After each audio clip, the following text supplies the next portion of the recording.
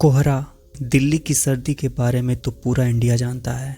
कड़कती ठंड में दिल्ली बहुत ही खूबसूरत लगती है, पर इस ठंड में हमें देखने को मिलता है कि खूब सारा कोहरा, घना कोहरा जो एक चादर की तरह पूरी दिल्ली को ढक देता है। पर क्या हो अगर यह कोहरा अपने साथ कुछ ऐसा लेकर आए जो आपकी ज़िंदगी ही बदल दे। आज की कहानी राहुल और उसके दोस्तों की है। राहुल और उसके दोस्त दिल्ली के पोल्यूशन से परेशान हो गए थे और कुछ समय के लिए दिल्ली से बाहर जाना चाहते थे। उन सभी ने मिलकर हिमाचल जाने का प्लान बनाया।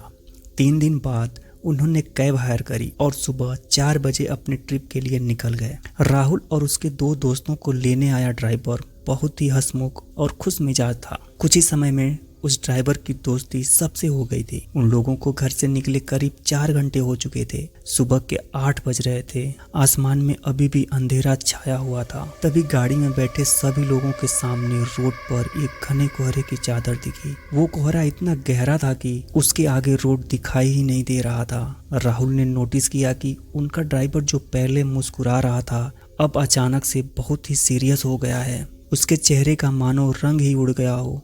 राहुल को लगा कि शायद ड्राइवर कोहरे में गाड़ी चलाने से घबरा रहा था। इसीलिए राहुल ने ड्राइवर के कंधे पर हाथ रखा और कहा, भैया टेंशन मत लो, धीमी स्पीड में गाड़ी कोहरे से निकाल लेना।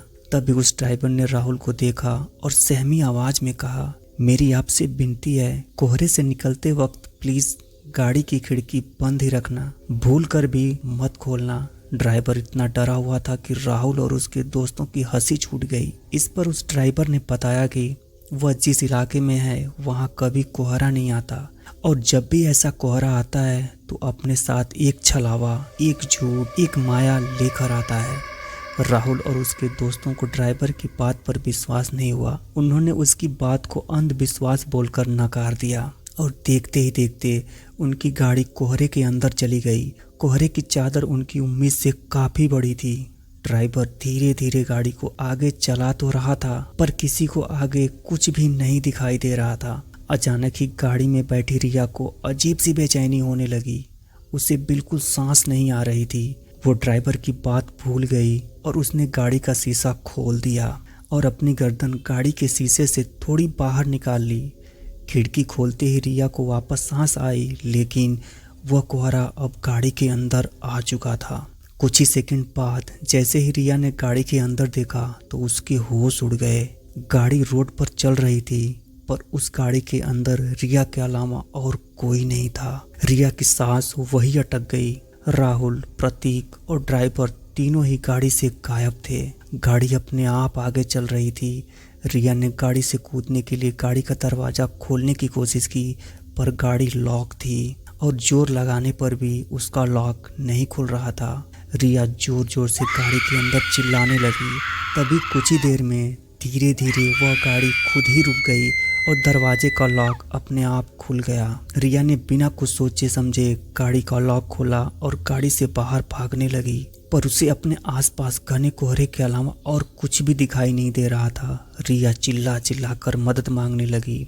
उसका दिल अब उसके शरीर से बाहर आ रहा था कि तभी उसे कोहरे में कुछ दूरी पर एक काली परछाई दिखाई दी जो एक बहुत ही बड़े आदमी जैसी लग रही थी।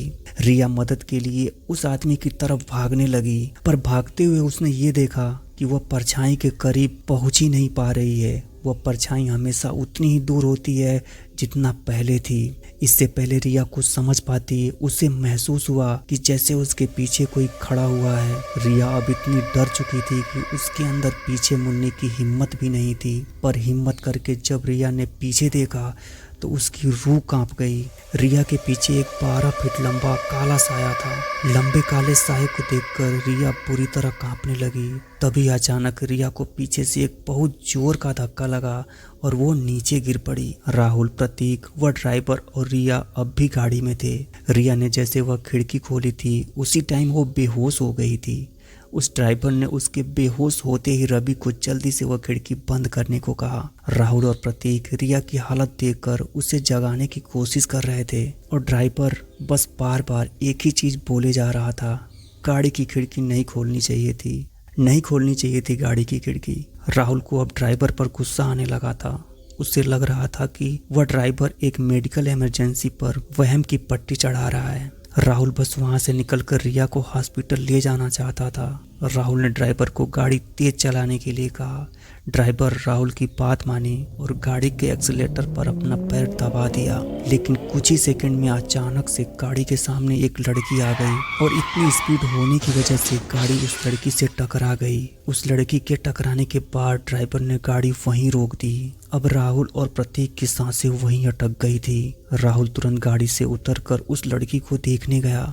उसने देखा कि एक लड़की खून में लथपथ रोड पर उल्टी पड़ी हुई है। राहुल ने जैसे ही उसकी शक्ल देखने के लिए उससे पलटा, उसका दिल दहल गया। वो खून से लथपथ पड़ी लड़की कोई और नहीं बल्कि उसकी दोस्त रिया थी। राहुल को कुछ समझ नहीं आ रहा था क्योंकि रिया तो उसके साथ गाड़ी में थी। राहुल दोबारा गाड़ी की ओर गया और उसने देखा कि पूरी गाड़ी खाली थी। गाड़ी के अंदर और कोई नहीं बैठा था। राहुल को कुछ समझ नहीं आ रहा था, वो बहुत ज़्यादा डर चुका था। राहुल ने रिया की बॉडी को उठाकर गाड़ी में रखा और खुद ड्राइवर सीट पर बैठकर गाड़ी को चलाने लगा। राहुल उस घने कोहरे में बस तेजी से गाड़ी चला रहा था। तभी उस चलती गाड़ी के सामने 12 फीट लंबा काला साया आ गया और राहुल का गाड़ी की स्टीयरिंग पर से कंट्रोल बिगड़ गया और वो गाड़ी रोड के साइड में एक पेड़ में जाकर टकरा गई। अगली सुबह उनकी गाड़ी एक पेड़ से टकराई हुई मिली जिसमें ड्राइवर, राहुल, प्रतीक और रिया थे। वो चारों उस कोहरे से जिंदा तो बच गए, लेकिन राहुल के सर पर चोट आने की वजह से उसका मानसिक संतुलन बिगड़ गया और रिया को इतना गहरा सदमा लगा कि अब उसे हर जगह सिर्फ वही काला साया दिखता है। अगली बार जब आप भी कोहरे में जाओ तो अपनी गाड़ी की खिड़की कभी मत खोलना। अगर आपको हमारी ये कहानी अच्छी लगी तो हमारे चैनल को सब्सक्राइब करना मत भूलना। मिलते हैं अगली वीडियो में एक नई कहानी के साथ। तब तक के लिए नमस्कार।